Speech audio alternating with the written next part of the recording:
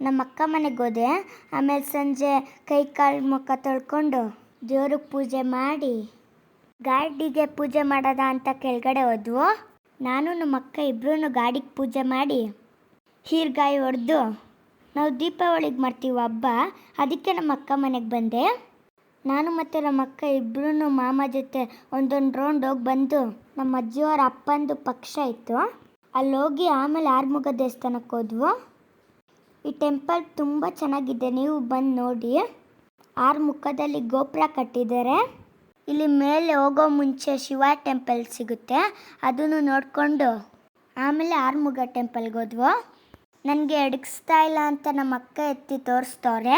ಆಮೇಲೆ ನಮ್ಮ ದೊಡ್ಡಮ್ಮ ಕೈಯಲ್ಲಿ ನಾಮ ಹಾಕಿಸ್ಕೊಂಡು ಇಲ್ಲಿ ತುಂಬ ವೆರೈಟಿ ಗಣೇಶ ಇರುತ್ತೆ. ಅಲ್ಲಿಂದ ನಾವು ಬಂದಿದ್ದ ನಿಮಿಷಂಬ ಟೆಂಪಲ್ಗೆ. ಇಲ್ಲಿ ತುಂಬ ಚೆನ್ನಾಗಿ ಅಲಂಕಾರ ಮಾಡಿದರು.